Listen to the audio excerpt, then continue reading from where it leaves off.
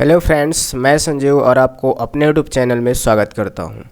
जैसे कि हम लोग आज बात करेंगे क्लास 10th की साइंस सब्जेक्ट के लिए, ठीक है। जिसमें हम लोगों ने इसके फर्स्ट वीडियो हम लोगों ने देखा था और अच्छे से समझा था। उसमें हम लोगों ने इन ऑब्जेक्टिव के बारे में बात किया था जो आपका फर्स्ट चैप्टर में था, जिसमें से आपके ऑब्जेक्टिव भी आने थे और 4 नंबर के क्वेश्चन इससे रासायनिक अभिक्रिया एवं समीकरण से। इसका फुल एक्सप्लेनेशन वीडियो डला हुआ है, आप देख सकते हैं जो बच्चे ना देखे हों।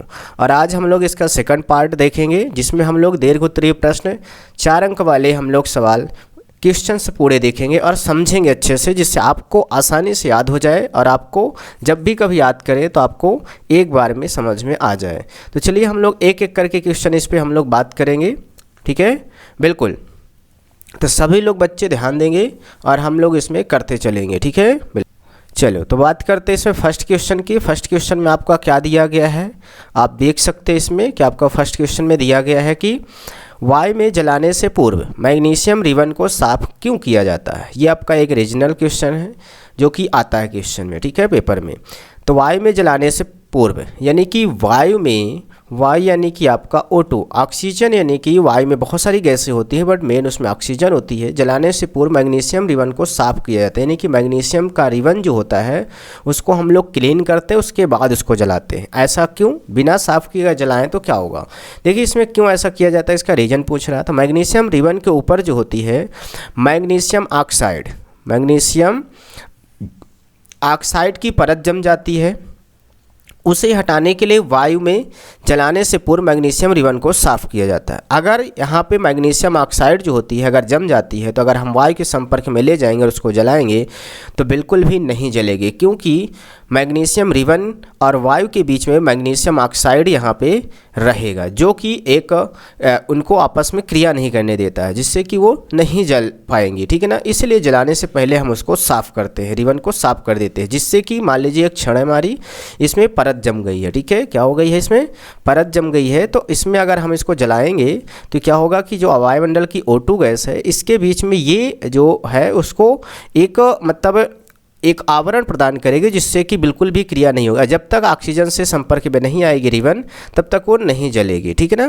तो इसीलिए यहाँ पे हम हटा देते हैं ताकि कि मैग्नीशियम परत को ऑक्सीजन से क्रिया करने से ना रोक पाए, ठीक है। बिल्कुल, तो ये आपका क्वेश्चन नंबर फर्स्ट था, जो कि बहुत ही सरल दिया गया है। सिर्फ समझने की बात है कि इसमें ऐसा क्यों कहा गया है, ठीक है। चलिए हम लोग क्वेश्चन नंबर सेकंड के देखते हैं। किसी पदार्थ यक्ष के विलयन का उपयोग सफ़ेदी करने के लिए होता है, यानी कि जो सफ़ेदी करने के लिए किस पदार्थ का यूज किया जाता है, ठीक है। यहाँ पे तो पदार्थ यक्ष का नाम है, यक्ष जो है वो पदार्थ का नाम और इसका सूत्र भी आपको लिखना है। और ऊपर एक में लिखे गए पदार्थ यक्ष की जल के साथ क्रिया करने पर क्या प्राप्त होगा। तो देखिए जो सफ़ेदी करने के लिए विलयन को उपयोग करते हैं वो क्या होता है, बिना बुझा चूना, ठीक है। यानी कि उसको हम क्या कहते हैं, कैल्शियम ऑक्साइड। क्या होता है, कैल्शियम ऑक्साइड होता है, बिना बुझा हुआ चूना होता है और इसका सूत्र होता है CaO होता है, CaO होता है कैल्शियम ऑक्साइड, यानी बिना बुझा चूना कहते हैं इसको, ठीक है। बिल्कुल, और कह रहा कि ऊपर एक में लिखे पदार्थ यक्ष की जल के साथ क्रिया करेंगे तो क्या बनेगा। यानी कि जो हमारा पहले नंबर पे ये इसका पूछा गया था क्वेश्चन, इसी दूसरे का, ये नहीं आप पहले नंबर क्वेश्चन पे चले जाएंगे, नहीं, प्रश्न नंबर क्वेश्चन फर्स्ट की बात नहीं कर रहा, दूसरे का ही पहले की बात कर रहा, ठीक है। बिल्कुल, तो इसमें कह रहा कि यदि हम ये जो हमारा CaO है इसकी क्रिया अगर हम जल के साथ करें तो देखिए CaO हमारा लिया कैल्शियम ऑक्साइड और यहाँ पर जल लिया, जल के साथ क्रिया कराएगा तो क्या बनेगा, यहाँ पे CaOH का होल ट्वाइस प्लस ऊष्मा निकलेगी, मतलब कैल्शियम हाइड्रोक्साइड यहाँ पे बन रहा है। देखिए कैल्शियम हाइड्रोक्साइड बन रहा है और ऊष्मा हमारी इसमें क्या होती है, बाहर निकलती है। क्या होती है, बाहर। आप कभी भी चूना, सूखा चूना लाइए और उसमें पानी डालिए तो उसमें क्या होता है कि एक तेज़ी से ऊष्मा, गर्म ऊष्मा बाहर निकलती है, जो कि एक ऊष्माक्षेपी अपक्रिया का उदाहरण भी है। ऊष्माक्षेपी अपक्रिया इसमें संपन्न होती है, ठीक है ना। तो इसमें हम कैसे जानेंगे, CaOH का होल ट्वाइस। देखिए आप यहाँ पे देख सकते हैं कि यहाँ पे CaO कैल्शियम 1 है। कभी भी जब कैपिटल के बाद स्मॉल लेटर लिखा है तो आप जानिए वो एक ही तत्व का संकेत है, ठीक है। तो CaO आपका देखिए यहाँ पे कैल्शियम 1 है और ऑक्सीजन 1 है, ठीक है, दोनों की मात्रा 1-1 है। उसके बाद देखिए H2O में एक ऑक्सीजन है, यानी कि ऑक्सीजन की मात्रा 2 हो चुकी है और हाइड्रोजन की मात्रा 2 हो चुकी है। ठीक है, बिल्कुल हाइड्रोजन भी 2 है आपका, सिर्फ कैल्शियम 1 है। तो देखिए यहाँ पे कैल्शियम अकेला है और ऑक्सीजन और हाइड्रोजन दोनों 2 हो चुके हैं, तो हम ब्रैकेट के बाहर 2 लगा देंगे ताकि ये बैलेंस हो जाएगा। संतुलित समीकरण होना चाहिए, कोई भी समीकरण होता है, ठीक है, संतुलित होना चाहिए, अन्यथा वो गलत हो जाता है। ठीक है, बिल्कुल, तो ये भी आपको वहाँ लिखने से पहले ध्यान रखना है। ठीक है, चलिए हम तीसरे नंबर की बात करते हैं। तो तीसरे नंबर में आपका क्वेश्चन दिया गया है, ऊष्माक्षेपी एवं ऊष्माशोषी अपक्रिया क्या है, उदाहरण दीजिए। ये बोर्ड परीक्षा 2019 में आया हुआ क्वेश्चन है। इसको मैंने ऑब्जेक्टिव जब हमने समझाया था आपको, तो ये अपक्रिया हमने बहुत अच्छे से वहाँ समझाया था। आप उसको देखेंगे तो बिल्कुल आपको तनिक भी मतलब प्रॉब्लम नहीं होगी ये क्वेश्चंस को समझने में। देखिए हम लोग फिर एक बार देखते हैं, ऊष्माक्षेपी और ऊष्माशोषी। ठीक है ना, शोषी का मतलब होता है कि अवशोषित करना, क्षेपी का मतलब होता है बाहर उत्सर्जित करना। ठीक है, या अवशोषित करना या उत्सर्जित करना, क्षेपी का मतलब। यानी कि अब हम देखते हैं ऊष्माक्षेपी की बात कर रहा है, मतलब उत्सर्जित करने की। तो जिस रासायनिक अपक्रिया में उत्पाद के साथ ऊष्मा भी निकलती है, यानी ऊष्मा का उत्सर्जन होता है। जिस रासायनिक अपक्रिया में हमने आपको बताया था कि हमारी अपक्रिया मान लेते हैं ए और बी 2 हमारे क्रिया कारक हैं और इसमें से हमारा सी और डी हमारे 2 उत्पाद प्राप्त हुए हैं। तो जो क्रिया के बाद जो प्राप्त होते हैं उनको उत्पाद कहते हैं। जो मतलब जो पदार्थ हम से क्रिया करते हैं वो हमारे क्रिया कारक कहलाते हैं या अभिकारक कहलाते हैं। यहाँ पे हमारा ये हो गए और सी प्लस डी हमारे क्या हो गए, उत्पाद हो गए। इनके साथ ऊष्मा जब निकलती है तो उसको हम क्या कहते हैं, ऊष्माक्षेपी कहते हैं। ठीक है, बिल्कुल, तो ऊष्माक्षेपी अपक्रिया कहलाती है। एक एग्जाम्पल यहाँ पे आप लिख सकते हैं, CH4 ये गैसीय फॉर्म में लिया गया है और O2 भी गैस में है। ये सारी चीज़ें हमारी लिया गया है, तो जिससे कि हमारा बना CO2, ये भी हमारा क्या होता है, गैस ही होता है, और H2O भी गैस होता है। और इसमें ऊष्मा जो होती है वो बाहर निकल रही है ऊर्जा के फॉर्म में, किसमें, ऊर्जा के रूप में बाहर निकल रही है। तो हम यहाँ पे कह सकते हैं कि ऊष्माक्षेपी का अपक्रिया का उदाहरण है। और इसको बैलेंसिंग आप कर सकते हैं, इसका बैलेंस आप मिलाएंगे तो आपका बैलेंस सही होगा। देखिए यहाँ पे आपका CH4 में देखिए C आपका 1 है कार्बन, 4 आपका हाइड्रोजन 4 है, और इधर आपकी ऑक्सीजन 2 2 4, इन दोनों का गुणा कर दिया जाता है, 2 2 4, ऑक्सीजन 4 है। तो देखिए यहाँ पे 2 ऑक्सीजन और आपकी कहाँ गई, यहाँ पे आपकी 1 ऑक्सीजन ये है आपकी, देखिए 3 हो गया, यहाँ पे आपका 4 था। अब यहाँ पे हाइड्रोजन 4 था, देखिए हाइड्रोजन यहाँ पे ये आपका 2 हाइड्रोजन है और यहाँ पे आपका ये हो गया C कार्बन। तो यहाँ और ऊष्मा के रूप में हमारी निकल जाती है, तो ऊष्मा के रूप में और निकल गई है आपके। ठीक है, बिल्कुल, यहाँ पे हमारा हो जाएगा। और यदि आप यहाँ पे, हाँ ये हो गया आपका। ठीक है, यहाँ पे आपका ये बैलेंस नहीं है। देखिए यहाँ पे बैलेंस आप देखेंगे अच्छे से तो बैलेंस आपका बिल्कुल भी नहीं है। देखिए CO2 प्लस लिखा हुआ है H2O, यहाँ पे बैलेंस बिल्कुल भी रासायनिक संतुलित नहीं है आपका। देख सकते कैसे, यहाँ पे देखिए कार्बन 1 हुआ, ऑक्सीजन 2 हुआ, ऑक्सीजन यानी टोटल मिला के 3 ऑक्सीजन हुए हैं। और यहाँ पे कितने आपके ऑक्सीजन, 2 2 4 ऑक्सीजन है। ठीक है, हाँ, और हाइड्रोजन भी 4 है, यहाँ पे हाइड्रोजन 2 ही है, बताइए सही है ना, बिल्कुल। तो आप इसको क्या करिए, आप यहाँ पे आप ऐसे कर सकते हैं, यहाँ पे 2 का गुणा कर दीजिए, 2H2O कर देंगे तो आपका क्या हो जाएगा, ऑक्सीजन 2 हो जाए, यहाँ पे 2 हो गई, 2 इधर 4 हो गई ऑक्सीजन, और 2 2 4 ये हाइड्रोजन हो गया, आपका मिल गया, सही है, कार्बन 1 हो। अब आपका संतुलित है, यहाँ पे आपका 2 होना चाहिए। ठीक है, बिल्कुल। चलिए हम ऊष्माशोषी अपक्रिया देख लेते हैं। जिस रासायनिक अपक्रिया में ऊष्मा का अवशोषण होता है, यानी कि अवशोषित किया जाता है, वह ऊष्माशोषी मतलब अवशोषित किया जाता है। ठीक है, बहुत सरल है। देखिए इसमें क्या है, 2PbNO3 का होल ट्वाइस सॉलिड फॉर्म में है, ये आपका ठोस है। यहाँ पे आपका 2PbO और ये सॉलिड फॉर्म में आपका है, और 4NO2 ये गैसी फॉर्म में है, प्लस गैस आपका यहाँ पे निकल भी रहा, और O2 भी गैस के फॉर्म में है। मतलब यहाँ पे अवशोषित किया जा रहा है, ना कि उत्सर्जित कोई कुछ नहीं किया जा रहा है यहाँ पे। ठीक है ना, बिल्कुल। तो यहाँ पे हम कह सकते हैं ऊष्मा यहाँ पे आपका क्या है, शोषित की जाती है, अवशोषित की जा रही है, तो आपकी ऊष्माशोषी हो गई। ठीक है, देखिए क्वेश्चन नंबर 4 में चलते हैं हम लोग। तो 4 नंबर में क्या दिया गया है हम लोग देख लेते हैं। देखिए यहाँ पे शोषण को समझाना, यहाँ पे क्या कह रहा है, शोषण को ऊष्माक्षेपी अपक्रिया क्यों कहते हैं, बताइए। यानी कि शोषण जो हम लोग सांस लेते हैं, सांस की क्रिया जो होती है उसको, यानी कि ऊष्माक्षेपी मतलब इससे ऊष्मा बाहर निकलती है क्या, हमने बताया था 6p मतलब उत्सर्जित होना। तो बाहर निकलती क्या, बिल्कुल देखिए श्वसन एक मंद दहन ऑक्सीकरण की अपक्रिया है। बिल्कुल ऑक्सीकरण है तभी तो हमारा भोजन पचता है, सही है ना। अगर ऑक्सीकरण दहन न होती तो वहाँ पे भोजन हमारा जलता नहीं और हमको ऊर्जा नहीं मिलती, सही है ना। जिसमें कार्बन डाइऑक्साइड हमारी क्या होती है, बाहर निकलती है और जल वाष्प एवं एटीपी के रूप में ऊर्जा निकलती है। हमको ऊर्जा निकलती है उससे भोजन से। मान लीजिए भोजन जब आपके मासम जाता है तो यहाँ पे एक मंद दहन ऑक्सीकरण अपक्रिया होती है जिसमें से हमारा कार्बन डाइऑक्साइड बाहर निकलती है, जल वाष्प निकलता है और हमको एटीपी के रूप में एनर्जी प्राप्त होती है। क्या होती है, एनर्जी स्टोर होती है, जिससे हमारी ताकत मिलती है और हम काम कर पाते हैं दिन भर, ठीक है ना। इसीलिए तो हम लोग भोजन करते हैं। तो श्वसन बहुत ज़रूरी है, अगर श्वसन ना हो तो भोजन वगैरह बहुत ही मतलब उसमें दिक्कत जाएगा और कार्बन डाइऑक्साइड बाहर नहीं निकल पाएगा, ठीक है बिल्कुल। चलिए हम लोग क्वेश्चन नंबर 5 पे चलते हैं। तो क्वेश्चन नंबर 5 में आपका क्या कह रहा है, देखिए यहाँ पे विस्थापन एवं द्विविस्थापन अपक्रियाओं में क्या अंतर है, इन अपक्रियाओं के समीकरण लिखिए। सबसे पहले इसमें अंतर समझते हैं, विस्थापन द्विविस्थापन। देखिए इसमें विस्थापन सिंपल सा लिखा हुआ है, इसमें 2 ही लिखा हुआ है, मतलब इसमें 2 का कुछ खेल है। देखिए विस्थापन अपक्रिया में एक तत्व दूसरे तत्व को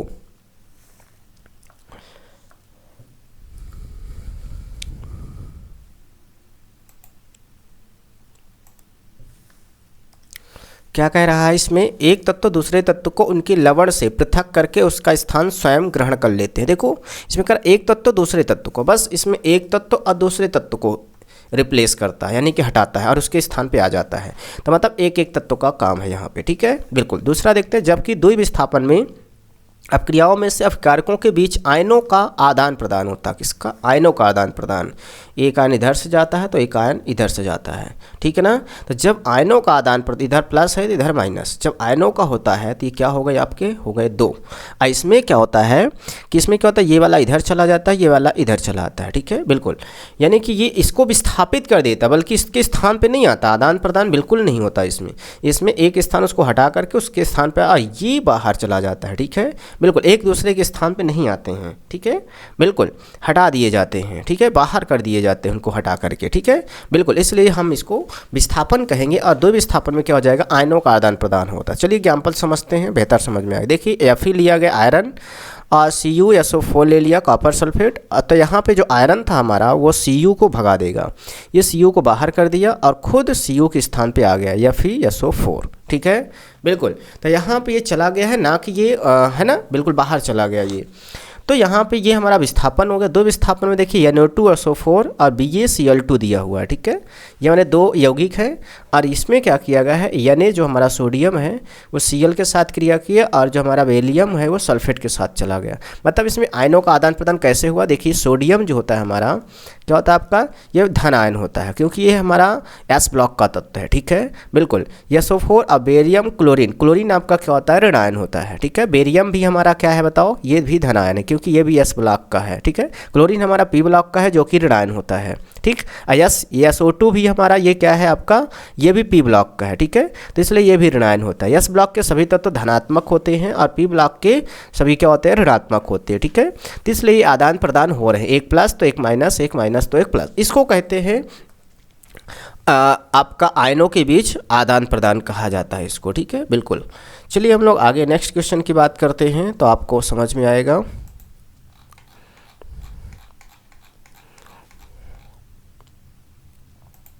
देखिए यहाँ पे दिया गया है आपका अवक्षेपण अपक्रिया से क्या समझते हैं, अवक्षेपण अपक्रिया से क्या समझते हैं, उदाहरण देकर समझाइए। अवक्षेपण अपक्रिया, अब देखिए अवक्षेपण क्या होता है।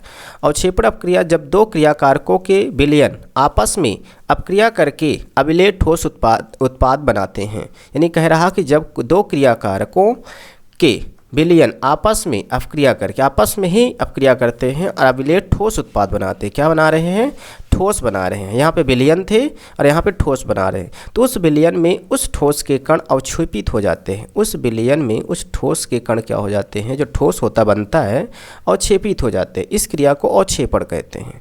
जैसे यहाँ पे बेरियम और क्लोरीन लिया गया है, या Na2SO4 ले लिया, अभी पिछला वाला जैसे। तो यहाँ बेरियम और यहाँ पे SO4 हो गया और यहाँ पे NaCl। यहाँ पे देखिए नमक बाहर हो गया है यहाँ पे। तो ये आपका क्या होगा, एक प्रकार का ये कहलाता है अवक्षेपित होना। क्या होता है अवक्षेपित, मतलब होता है एक दूसरे से सहयोग कर लेना, है ना। तो ये अवक्षेपित हो गए, उसके ठोस के क्या होते हैं, उसमें अवक्षेपण चले जाते हैं, ठीक है बिल्कुल। देखिए आपका क्वेश्चन नंबर 7 है, क्या है, वियोजन अपक्रिया को संयोजन अपक्रिया के विपरीत क्यों कहा जाता है। वियोजन जो होता है संयोजन का विपरीत क्यों होता है। बिल्कुल वैसे भी होता है, संयोग वियोग अलग ही होते हैं। देखिए वियोजन और संयोजन अलग अलग नाम ही है। बिल्कुल संयोग मतलब जुड़ना होता है, वियोजन मतलब अलग होना होता है, तो विपरीत तो है ही। इन अपक्रियाओं के लिए समीकरण लिखिए।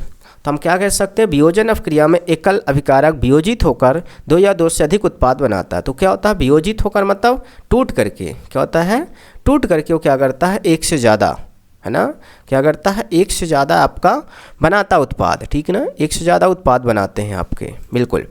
और जबकि संयोजन में क्या होता है, अपक्रिया में 2 या 2 से अधिक अणु अभिकारक जुड़ करके एक एकल उत्पाद बनाते हैं। इसमें जुड़ करके 2 या 2 से अधिक जुड़ते हैं और फिर एक बनता है। इसमें एक टूट करके बहुत ज़्यादा बनते हैं।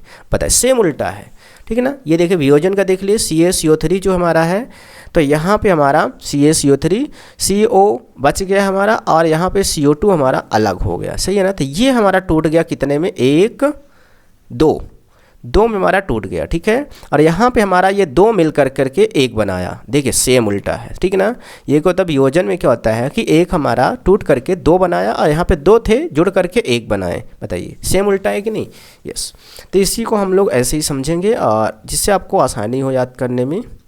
देखिए हम लोग आगे बात करते हैं अगर 8th नंबर क्वेश्चन की, तो इसमें क्या दिया गया है आपका 8th नंबर में दिया गया, ऑक्सीजन के योग एवं ह्रास के आधार पर निम्न पदों की व्यवस्था कीजिए। प्रत्येक के लिए 2 उदाहरण दीजिए, उपचयन और अपचयन के लिए, ठीक है। ऑक्सीजन के योग एवं ह्रास के आधार पर निम्न पदों की व्यवस्था कीजिए कह रहा, ठीक है। तो उत्तर दिया उपचयन। उपचयन क्या होती है, जब अपक्रिया में किसी पदार्थ में ऑक्सीजन का संयोग होता है, यानी कि जब ऑक्सीजन उसमें जुड़ती है तो उस पदार्थ का उपचयन होता है, ठीक है। अर्थात तत्व या यौगिक एवं ऑक्सीजन के योग की अपक्रिया उपचयन कहलाती है। यानी कि तत्व या यौगिक ले लो और ऑक्सीजन का जो जुड़ते हैं दोनों, तो क्या कहलाते हैं, वो उपचयन कहलाते हैं। जैसे 2Cu + O2, ये देखिए ऑक्सीजन इसमें आपका क्या हो रहा है, जुड़ रहा है, ये देखिए CO, ठीक है। तो ये आपका उपचयन हो गया और यहाँ भी कार्बन के साथ हमारा देखिए ऑक्सीजन जुड़ रहा है तो CO2 हो गया, तो ये भी हमारा क्या उपचयन हो गया। अपचयन देखिए, उप मतलब होता है यानी कि उसमें ऑक्सीजन का जुड़ना, ठीक है। और अपचयन मतलब होता है जब अपक्रिया पदार्थ से ऑक्सीजन का ह्रास होता है, यानी ऑक्सीजन उससे निकल जाती है, तब उस पदार्थ का क्या होता है, आपका अपचयन होता है। क्या होता है, अपचयन होता है, ठीक है ना। यहाँ पे आपका ये गलत लिखा हुआ है, यहाँ पे अपचयन होना चाहिए, ठीक है। अर्थात ऑक्सीजन ह्रास के अपक्रिया अपचयन कहलाती है। अगर ऑक्सीजन का उसमें ह्रास हो रहा है तो अपचयन कहलाती है। देखिए यहाँ पे ZnO था, तो ZN से O निकल करके C के साथ चला गया कार्बन के साथ, ठीक है। इसलिए इसमें ह्रास हो रहा है, उसका घाटा हो गया। COO के साथ देखिए था ऑक्सीजन, तब वो इसके H2 के साथ चला गया, इसलिए यहाँ पे ह्रास हो रहा है। तो इसको हम क्या कहेंगे, अपचयन कहेंगे, ठीक है। बिल्कुल छोटी छोटी इसमें डिफरेंस होते हैं, बारीकी से समझना पड़ता है इनको, ठीक है। चलिए हम क्वेश्चन नंबर 9 की बात करें, तो इसमें देखिए क्या है आपका, संयोजन अपक्रिया किसी, संयोजन मतलब वही जुड़ने वाला, वे रासायनिक अपक्रियाएं जिनमें 2 या 2 से अधिक तत्वों या यौगिक संयुक्त होकर एकल उत्पाद बनाते हैं। इसमें मतलब बहुत सारे मिलकर के, जैसे हमारे 2 हमारे क्रिया कारक है और मिल करके हमारा क्या बनाते हैं, कोई एक उत्पाद बनाते हैं, कोई एक उत्पाद बनाते हैं जिसमें 2 या 2 से अधिक भी ले सकते हैं हम, जरूरी नहीं कि आपका इतना ही हो, C भी हो सकता है, आपका यहाँ पे D प्राप्त हो जाएगा, ठीक है। बिल्कुल जब 2 या 2 से अधिक हमारे जो होते हैं क्रिया कारक जुड़ करके एक उत्पाद बनाते हैं, तो ये देखिए हमारा C और O मिल करके यहाँ पे CO2 बना दिए, है ना। तो यानी कि कार्बन और ऑक्सीजन हमारे मिलते हैं तो कार्बन डाइऑक्साइड मिलते हैं, ठीक है, बनते हैं। ऐसे हमारा यहाँ पे CO और H2O मिल गया हमारा, ठीक है। बिल्कुल, तो यहाँ पे हमारा बन गया, देखिए कैल्शियम ऑक्साइड का हो गया, तो यहाँ पे H2O के साथ पानी के साथ क्रिया किया तो कैल्शियम हाइड्रोक्साइड हमारा बनकर तैयार हो गया। बहुत ही छोटे छोटे डिफरेंस हैं, आप इनको अच्छे से समझेंगे सुनेंगे तो आपसे ज़रूर बन जाएंगे, ठीक है। चलिए हम लोग आगे बात करते हैं 10 नंबर क्वेश्चन की बात, सभी 4 नंबर में आते हैं, ठीक है ना। आपके क्वेश्चन इस लेसन से 4 नंबर के ही आने वाले क्वेश्चन है, तो सभी को हम लोग देख लेते हैं आज, ठीक है। बिल्कुल, रिडक्स अपक्रिया किसे कहते हैं, समीकरण दीजिए। रिडक्स अपक्रिया वे रासायनिक अपक्रियाएं जिनमें केवल एक अपक्रिया का उपचयन होता है तथा दूसरे का अपचयन होता है। मतलब एक के साथ उपचयन होता है और एक के साथ अपचयन। एक में ऊर्जा यानी कि आपके ऑक्सीजन जो होती है उसका यानी कि संयोग होता है और दूसरे के साथ ह्रास होता है। इसमें आपकी वृद्धि होती है, इसमें ह्रास होता है। देखिए इसमें अपचयित कौन हो रहा, उपचयित कौन हो रहा। देखिए Fe2O3 है, इसके साथ ऑक्सीजन है, इसके साथ उपचयित आपका देखिए यहाँ पे आपका CO है, इसके साथ भी है। अब यहाँ पे देखिए ऑक्सीजन के इसके साथ Fe के साथ ऑक्सीजन गायब हो चुका है, यहाँ पे चला गया है। देखिए इसको हम कह सकते हैं कि ये Fe जो 2 है ये अपचयित हो रहा, मतलब इसमें ऑक्सीजन का ह्रास हो रहा है और इसमें क्या हो रहा है, वृद्धि हो रही थी, उपचयित कहलाएगा। देखिए उप मतलब ऑक्सीजन में वृद्धि और अपचयित मतलब अप मतलब नीचे, है ना, ठीक है। और सो आप मतलब ऊपर होता है, बट यहाँ पे आपका नीचे यानी कि ह्रास हो रहा है, ठीक है। अभी जो पीछे आपने समझा है। देखिए 11 नंबर में क्या कह रहा है, क्या विस्थापन अपक्रिया रिडक्स अपक्रिया भी हो सकती है तो उदाहरण की सहायता से हमको समझाइए। हाँ, विस्थापन अपक्रिया रिडक्स अपक्रिया भी हो सकती है, क्योंकि इसमें भी देखिए विस्थापन ही हो रहा है, एक का वो विस्थापित कर रहा है। जैसे कॉपर ऑक्साइड गर्म कर हाइड्रोजन गैस प्रवाहित की जाती है तो ये इसकी सतह पर भूरे रंग की हो जाती है, इसकी सतह जो होती है भूरे रंग की हो जाती है, ठीक है ना, ब्राउन। तो देखिए जैसे यहाँ पे CO+H2 पानी, ये हमारा हाइड्रोजन के साथ जब हाइड्रोजन गैस प्रवाहित कर रहे हैं इसमें, तो क्या हो जाएगा, Cu+H2O हमारा ये पानी बाहर हो गया और CO बचा हमारा, तो भूरे कलर की बचेगी यहाँ पे, ठीक है, बिल्कुल। तो ये हमारा इस अपक्रिया में CO से ऑक्सीजन का ह्रास हो रहा। देखो CO हमारा पहले C के साथ O था, ऑक्सीजन था, बट अब नहीं है, मतलब ह्रास हो रहा है। H2 में ऑक्सीजन जुड़ रहा, तो हम कह सकते हैं कि ये विस्थापन भी है ना, एक प्रकार की रिडक्स अपक्रिया हो सकती है, ठीक है, बिल्कुल। तो इस प्रकार से यहाँ पे कहा है उसने, बहुत ही लॉजिकल क्वेश्चन है, ज़्यादा कोई मतलब इतना ज़्यादा भी कठिन नहीं है कि आप ना समझ पाओ। थोड़ा थोड़ा आप सुनते चलेंगे, लॉजिक समझेंगे और आपका हो जाएगा, ठीक है, बिल्कुल।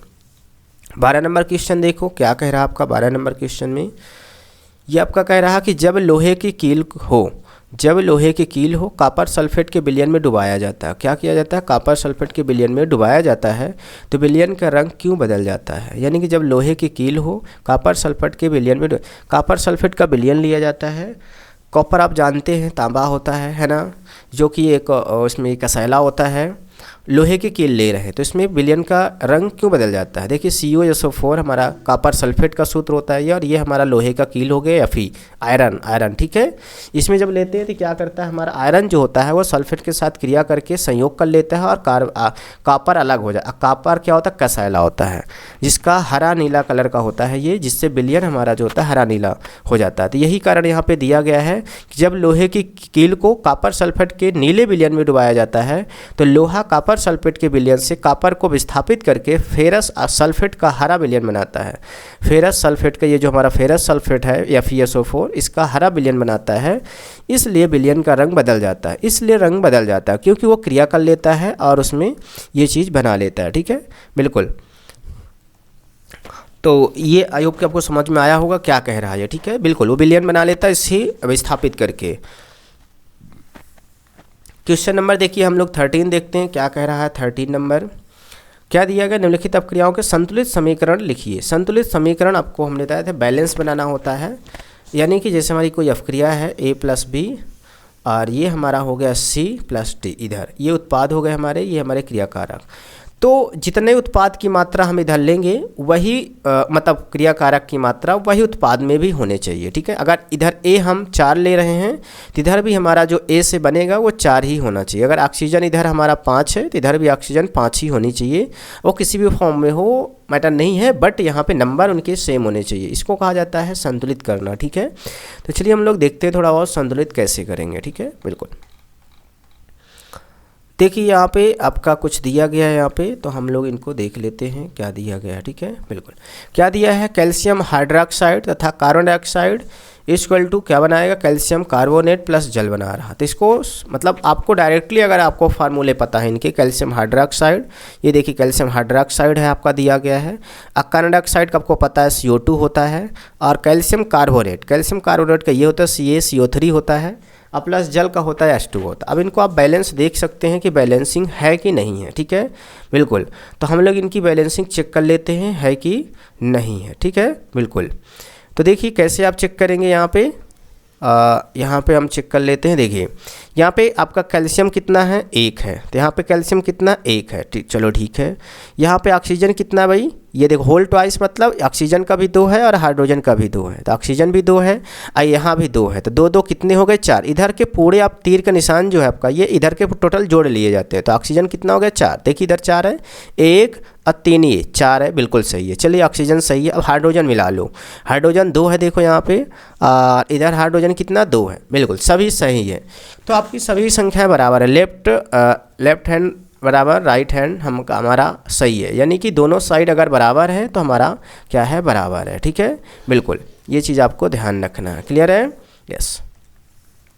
सेकंड नंबर में देखते हैं aluminium plus copper chloride equal to आपको बना रहा है एल्युमिनियम क्लोराइड प्लस कॉपर बना रहा है, ठीक है। देखिए इसमें आपका एल्युमिनियम ये हमने नंबर तीसरा देख लिया। बी नंबर देखिए आपका जिंक और सिल्वर नाइट्रेट। तो जिंक आपका देखिए जेड होता है, जेडीएन होता है जिंक का, और सिल्वर नाइट्रेट आपका AgNO3 होता है, बट इसकी डबल मात्रा ली जा रही है जिससे हमारा जिंक नाइट्रेट और सिल्वर बन सके, ठीक है। इसलिए तो यहाँ पे क्या कर रहा है बताइए, जिंक नाइट्रेट जो हमारा है इसका सूत्र क्या होता है, ZnNO3 का होल ट्वाइस होता है और हमारा सिल्वर का क्या होता है Ag होता है, तो इसकी इतनी सारी मात्रा ली जा रही है। क्लियर है? यस। तो देखिए यहाँ पे ये सारी चीज़ें हो गई हमारी, तो यहाँ पे आप काउंटिंग कर सकते हैं कि दोनों तरफ का सेम है कि नहीं है। देखिए तो चलिए काउंटिंग कर लेते हैं, है ना, बिल्कुल। देखिए यहाँ पे जेडीएन सिंगल है और यहाँ पे जेडीएन सिंगल है, चलो ठीक है जेडीएन को छोड़ो। अब Hg में चले जाओ आपका पारा में, तो आपकी पारा की संख्या यहाँ पे 2 है, देखो बिल्कुल गुणा है तो यहाँ पे 2 है, बिल्कुल सही है। यहाँ पे देखो नाइट्रोजन हमारा कितना था, ये देखो 2 था, क्योंकि अगर 2 सामने लिखा हुआ तो सभी का होगा, तो नाइट्रोजन यहाँ पे 2 था देखो, तो यहाँ पे नाइट्रोजन कितना है बताओ, ये देखो होल ट्वाइस मतलब ये नाइट्रोजन हमारे 2 हैं। यस। ऑक्सीजन यहाँ पे कितना था, 3 था और 2 ये सामने है, तो 3 दूनी 6 हो जाएगा, गुणा कर देंगे हम, 3 दूनी 6, यहाँ पे भी 3 दूनी 6 कर दोगे आपका 3 दूनी 6 हो जाएगा, यानी कि सही है आपका, ठीक है, बिल्कुल आपका राइट है, कोई दिक्कत नहीं है। चलिए हम लोग नेक्स्ट की बात करते हैं। तो तीसरे number aluminium plus copper chloride, aluminium chloride और कॉपर। तो देखो एल्युमिनियम का सूत्र Al होता है, इसकी डबल मात्रा लिया गया। कॉपर क्लोराइड का आपका CuCl2 होता है, और यहाँ पे एल्युमिनियम क्लोराइड का आपका होता है AlCl3 होता है, और कॉपर का क्या होता है Cu होता है। तो यहाँ पे बस हमको क्या करना है, इनको डायरेक्ट रखना है, बट इनको आपको याद करना पड़ेगा भाई, क्योंकि यहाँ पे आपको बैलेंस केवल आप मैच कर सकते हो। बैलेंसिंग का फार्मूला हम बता देते हैं कैसे करना है आपको, ठीक है। बाकी आपको ये समीकरण याद कर लेने भाई, एग्जाम्पल तो आपको लिखना ही पड़ेगा, या फिर डायरेक्टली किसी का सूत्र पता हो, बट ये तो नहीं पता रहेगा भाई इसकी डबल मात्रा लेना है ट्रिपल लेना है, तो आपको ये चीज़ ध्यान रखना। वो तो हम क्या करते हैं बैलेंस बनाने के लिए इसका 2 मात्रा 3 मात्रा हम भर देते हैं, ठीक है, बिल्कुल। अगर आपको सूत्र पता है तो डायरेक्ट आप सूत्र रख देंगे, ठीक है ना। कैसे रखेंगे सूत्र, चलिए यहाँ पे एल्युमिनियम लिखा है Al लिखेंगे, ठीक है, और फिर प्लस लगाएंगे। कॉपर क्लोराइड आप लिखेंगे डायरेक्ट, इस कॉपर क्लोराइड का अगर फार्मूला पता है आपको तो डायरेक्ट रखेंगे हम CuCl2 आप इक्वल टू आपका एल्युमिनियम क्लोराइड का होता है Al Cl3 होता है, आप रख सकते हैं, और आपका कॉपर का क्या होता है Cu होता है। बट अब ये तो हमारा हो गया, बट ये बैलेंस नहीं है, तो इसको बैलेंसिंग आपको बनाना पड़ेगा, ठीक है। क्या बनाना पड़ेगा, बैलेंसिंग, ऐसे बनाना पड़ेगा कि दोनों साइड बराबर हो जाए। तो यही बैलेंसिंग जो 2 और 3 ये बढ़ रहे हैं आपके, ये सब बैलेंसिंग बनाने के लिए ही किए गए हैं, ठीक है, बिल्कुल। बैलेंसिंग तो आते होंगे काफ़ी लोगों से, बहुत सारे लोगों से आते भी होंगे। चलिए देखिए हम लोग बेरियम क्लोराइड और पोटेशियम सल्फेट, बेरियम सल्फेट और पोटेशियम क्लोराइड, इनके सारे के सूत्र अगर आपको पता है तो आप डायरेक्ट रख दीजिए। देखिए आपका बेरियम क्लोराइड और यहाँ पे पोटेशियम सल्फेट रखा हुआ है, यहाँ पे आपका क्या है बेरियम सल्फेट और पोटेशियम क्लोराइड, बस इनका ये जो 2 और 3 किया गया है ये सामने।